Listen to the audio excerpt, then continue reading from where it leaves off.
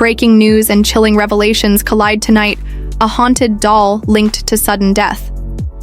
Hollywood stars caught in explosive courtroom battles, a shocking twist in the Blake Lively saga, and whispers of secrets buried deep within the Epstein files. Buckle up, because what you're about to hear will leave you stunned. The story begins on an ordinary Thursday afternoon, September 4th, 2025, when the world seemed to settle into routine. Yet behind that routine, tremors of drama, suspense, and shock were already cracking the surface, because while most were commuting home or heading into night shifts, a chain of stories began unraveling, each one stranger, darker, and more twisted than the last. Starting with a curious piece of news about Laura Owens, whose ongoing case has gripped onlookers for months. And in a surprising turn, she received a legal victory, the kind of court-sanctioned permission that changes the landscape for both her supporters and critics. She fought to leave the U-word, state something she normally couldn't do under the restrictions imposed. And this week, the court granted her travel rights, a small but significant win. The whispers surrounding her case grew louder with every motion filed, because Owens represents not just a woman fighting a personal battle, but a cultural lightning rod attracting speculation, suspicion, and obsession from communities online who track her every move, and the permission to travel outside Arizona lit new fires of speculation. What does it mean for the trajectory of her case? What encounters might happen when she sets foot in San Diego? What doors of chaos might open? Because wherever Laura Owens goes, controversy follows like a shadow. And men who once crossed paths with her remember the fallout: restraining orders, whispered warnings, and statistical patterns that seemed impossible until you saw the court records themselves, and people began joking darkly that men of San Diego should prepare themselves because history tends to repeat itself. But in truth, behind the sarcasm, there is tension, fear, and intrigue. A cocktail that drives viewership and speculation even deeper. And as if the air wasn't already thick with legal tension, we turn to another woman dominating court chatter: Blake Lively, whose glittering Hollywood image is now entangled in one of the most contentious celebrity legal dramas of the decade. And she too just scored a courtroom win, proving once again that the wheel of fortune in law is unpredictable. Spinning rapidly between defeat and triumph, her attorneys fought tooth and nail to obtain critical signal chat messages that had been shielded until now under claims of attorney-client privilege. Yet because of what appears to be a tactical misstep, those protections dissolved, leaving the court no choice but to hand victory to Blake. This ruling may not end the case, but it arms her with potential ammunition. It paints her adversaries into a corner. And most importantly, it shows that, even in the labyrinth of high-profile litigation, small mistakes can become fatal flaws. And when content creators, legal experts, and curious audiences dissect these rulings, the atmosphere turns electric. Every win or loss becomes fodder for viral analysis, heated debates, and emotional outbursts online. Yet victories like these do not silence critics. They only amplify the drama surrounding Blake Lively, because with every success, she claims the accusations of abuse of legal power, harassment, and intimidation echo louder in parallel as Laura Owens and Blake Lively enjoy their separate wins. Other stories weave into the cultural bloodstream, twisting the day into a surreal sequence of headlines. Take, for example, the paranormal saga surrounding Annabelle, the haunted doll feared by many, mocked by others, but never ignored, as news broke of paranormal investigator Dan Rivera's sudden death. While touring with Annabelle, the immediate reaction from countless people was to blame the doll. Whispers of curses, hexes, and supernatural vengeance filled comment sections, timelines, and late-night conversations. Skeptics rolled their eyes, pointing to the coroner's report that showed heart issues, natural causes, nothing paranormal. Yet the psychological effect of such a coincidence is undeniable, because when someone associated with the most infamous doll in haunted lore dies unexpectedly in Gettysburg, a battlefield town already drenched in ghostly legends, the mind cannot help but connect dots, maybe irrationally, maybe unfairly, but still persuasively. It is the phenomenon of confirmation bias playing out before our eyes, where tragedy becomes narrative and narrative becomes myth. Skeptics argued it was just biology, believers insisted it was destiny, and caught in the middle are millions of people secretly wondering if something far darker and unexplainable was at work. And here the story takes on an almost cinematic resonance, because Rivera's death alongside Annabelle's reputation feeds into our deepest fears about mortality, control, and the unseen forces that might govern our lives. It sparks reflection on how fragile life truly is, and for some, like one commentator who shared personal reflections of fatherhood, It served as a sobering reminder that nothing makes you feel your own mortality more than holding your child and realizing your responsibility to live longer, healthier, stronger, not just for yourself, but for them. The juxtaposition of a haunted doll sparking fear of supernatural death and a father reflecting on real mortality through the lens of love and family makes the narrative heavier and more emotionally charged. It underscores how easily life veers between comedy, horror, tragedy, and hope, sometimes within the same breath. And while these emotions ripple through the culture, another bizarre headline emerges. Billy McFarland, infamous for the disastrous Fyre Festival, now attempts to auction off the rights to Fyre Festival 2's documentary with the price tag sitting at $15,000, as of reporting a number both absurdly small compared to the chaos he once generated, and symbolically large given his banishment from the Bahamas. Some joke that his life itself should be titled "Banned from the Bahamas" because that phrase alone carries the weight of tragedy, parody, and curiosity all at once. And commentators even half-seriously debated whether they should buy the rights themselves, not because they expected artistic genius, but because owning a slice of history, a slice of spectacular failure, has its own bizarre appeal, like collecting a relic from a fallen empire. And this in turn folds back into the larger theme of content creation in 2025, a world where obscure creators can go viral overnight. Fortunes can be made or lost based on one clip, one podcast, one misstep. And this is where Bobbi Alto enters the stage, a creator who once interviewed Drake with biting humor, who found her life upended by the opportunity, fame, backlash, and speculation that followed that interview. And her story remains polarizing because she is loved, hated, mocked, admired, envied, and attacked often in the same breath. Internet critics latched onto personal details like her divorce and accusations of leaving her child during a birthday to chase fame with Drake. But defenders countered by saying she created generational wealth for her children, opportunities for education and healthcare, and freedom that countless parents dream of. And though detractors may hurl accusations of selfishness, the larger truth is far more complicated, because modern success, especially online, often demands sacrifices unseen by casual observers. What looks like betrayal to some may in fact be provision for others, and this paradox fuels endless debate. Bobbi Alto's arc with Drake continues to fascinate, not just because of their strange friendship or rumored tension, but because it embodies the chaotic, unpredictable, and intoxicating possibilities of internet fame. And all of these stories, Laura Owens, Blake Lively, Annabelle, Billy McFarland, Bobbi Alto, swirl together in the public consciousness like a storm of modern folklore tales of courts, curses, scams, fame, and scandal that bleed into one another until you cannot tell where reality ends and narrative begins. And just as these currents churn into frenzy, the next headline emerges, promising to upend everything once again. The layers of intrigue only deepen as we continue peeling back the stories that shape this chaotic Thursday afternoon. Because while Laura Owens and Blake Lively command attention from legal watchers and fans of Hollywood drama, the cultural conversation widens to include the influence of creators, comedians, and unexpected viral figures who remind us that the internet itself has become a courtroom, a stage, and a battlefield.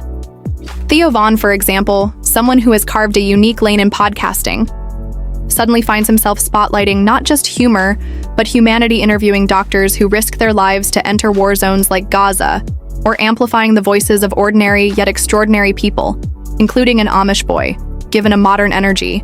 Drink, for the first time, a scene so absurd and yet so profoundly telling, because in that moment you see the tension between tradition and modernity, innocence and stimulation, the old world and the new colliding in a can of caffeinated sugar water.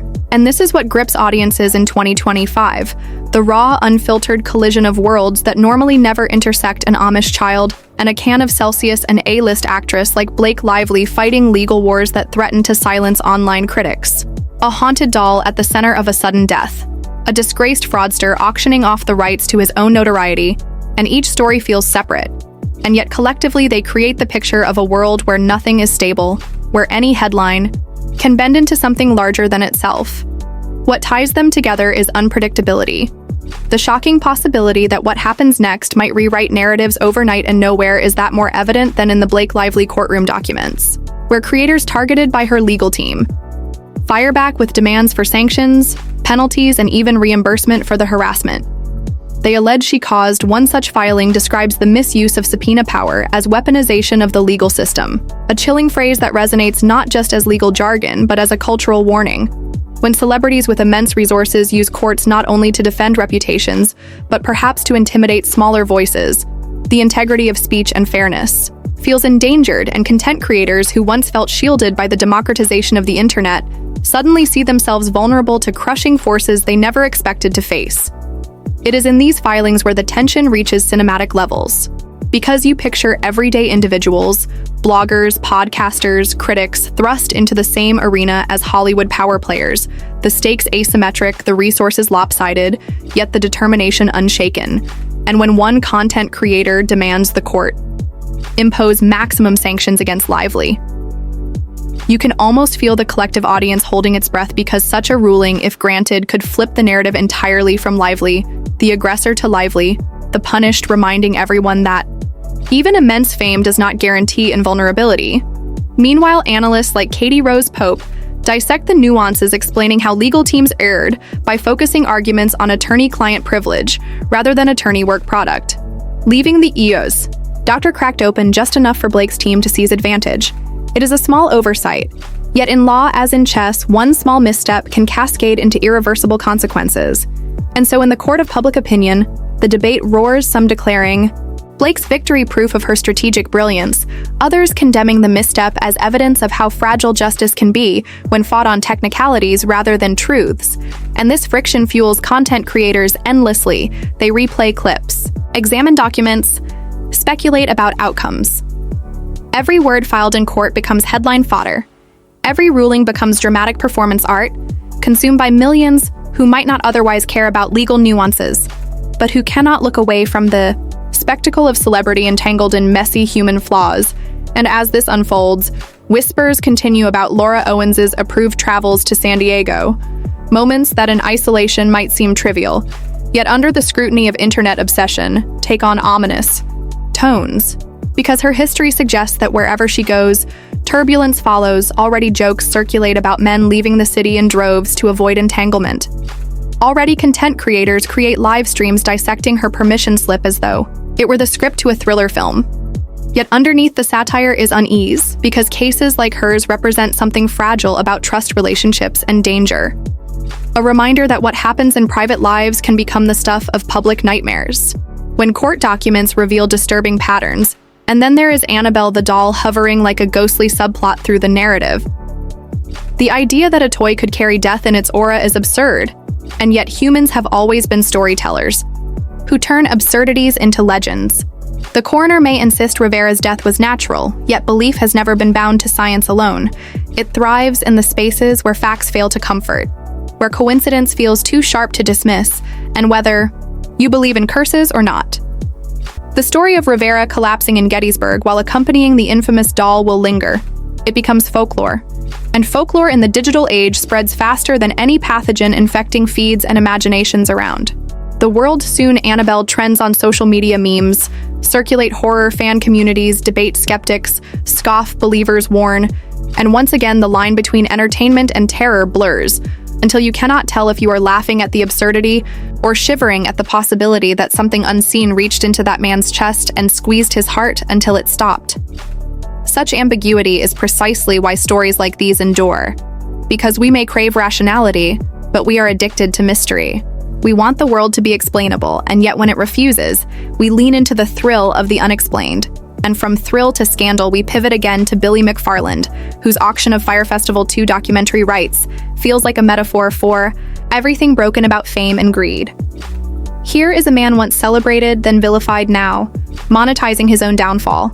And we as a culture cannot look away, because there is something intoxicating about watching someone who embodied arrogance, hubris, an excess attempt to sell the ashes of his empire for profit, banned from the Bahamas, mocked by critics, and yet still hustling to transform infamy into opportunity.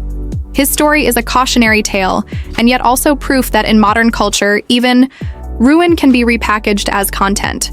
It is the Ouroboros of scandal eating itself reborn as spectacle, and that loops us back to the broader theme of content creation itself, how Bobby Alto rose from obscurity to interviewing Drake to being both adored And loathed in equal measure, she is criticized for leaving her child during a birthday event, yet defended for securing financial stability for that child.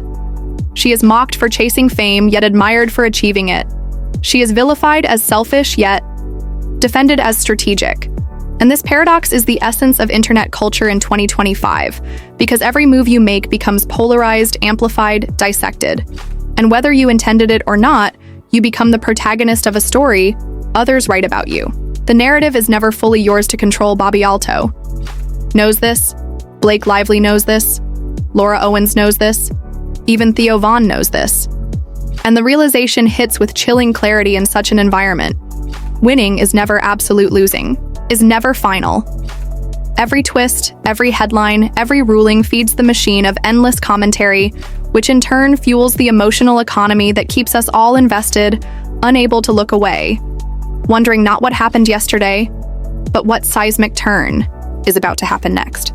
And as the narrative continues spiraling outward, pulling new names and scandals into its orbit, the focus shifts again, this time toward the figures who exist in the margins of fame, yet influence the center of conversation, figures like Theo, whose comedic timing and peculiar delivery style disguise a sharper function, because he has become not just a comedian but a curator of cultural unease, blending levity with gravitas in ways that few entertainers dare to attempt. When he brings a doctor who ventures into Gaza onto his platform, the weight of suffering collides with the absurdity of a comedy podcast.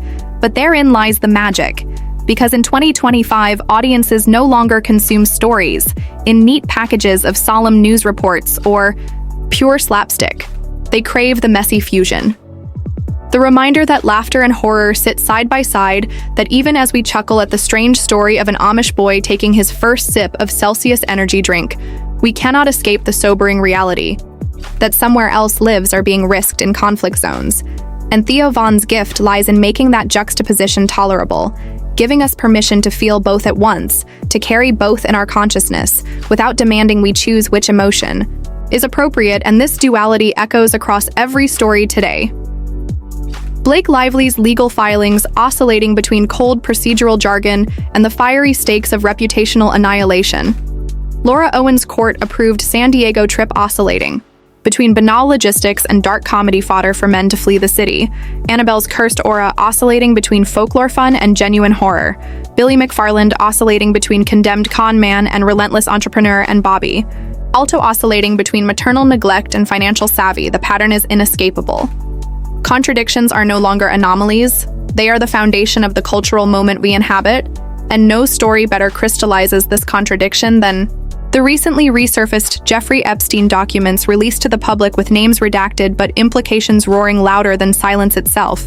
Because though the blacked-out ink hides details, the mere existence of the files reignites speculation about networks of power exploitation and cover-up, once again reminding us that beneath the glitz of celebrity and the spectacle of content creation, there lurks a darker machinery, grinding away, hidden yet undeniable.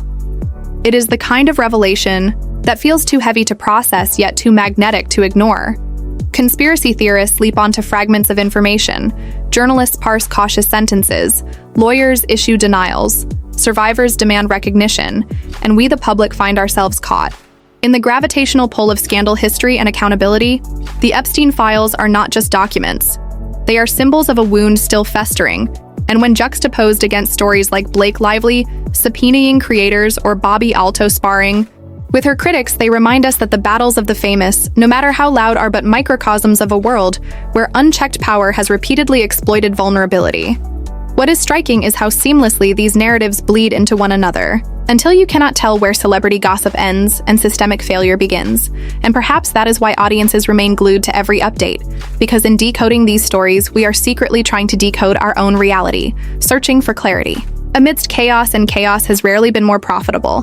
As media platforms milk every headline, every viral clip, every ambiguous court filing for engagement and revenue.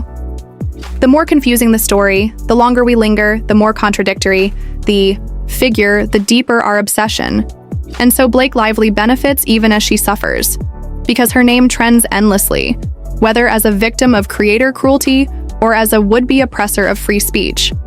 Laura Owens becomes a meme, even as she frightens those who cross her path. Theo Von expands his audience even as his subject matter darkens. Bobby Alto monetizes motherhood even as she is condemned for it. Billy McFarland auctions infamy even as it drags him further into ridicule and Epstein's. Ghost haunts the system even as institutions rush to bury it again. And this churn creates a dizzying effect where today's outrage is tomorrow's punchline, and tomorrow's punchline is next week's cautionary tale. But amidst this churn, something unsettling occurs. Audiences begin to detach from empathy and attach to spectacle. The suffering of Rivera, collapsing beside the Annabelle doll, becomes viral content. The personal choices of a mother like Bobby Alto become fodder for endless judgment. The strategic maneuvering of Lively's lawyers becomes sport rather than law. And what is lost in this transformation is the humanity that underpins each event, because behind every meme headline and lawsuit, there are people fragile, fallible, suffering, or striving, yet the machinery of online culture devours them whole, converting them into archetypes, villains, heroes, fools, or victims according to the mood of the moment. And in that sense, we the audience become complicit. Our appetite for drama. Demands supply our engagement metrics, encourage platforms to feed us endless variations, and so the cycle never ends, and still. Despite knowing this, we cannot turn away, because unpredictability remains addictive. It fuels not just gossip, but identity. In a fragmented world where belief systems are collapsing and trust in institutions is eroding, scandal becomes the currency of connection. Outrage, the shared language of community and speculation, the ritual of belonging. We bond not over solutions, but over suspicions, not over truths, but over theories, not over resolutions, but over cliffhangers. And so each story today functions not as closure, but as opening Blake Lively's subpoena drama, inviting questions about free speech and fairness. Laura Owens' travel permission, inviting questions about safety and sanity. Annabelle's curse, inviting questions about fate and coincidence. McFarland's auction, inviting questions about shame and shamelessness. Bobby Alto inviting questions about motherhood and ambition. Epstein's files inviting questions about power and cover-up, and Theo Von's eclectic interviews inviting questions about what deserves laughter and what demands tears.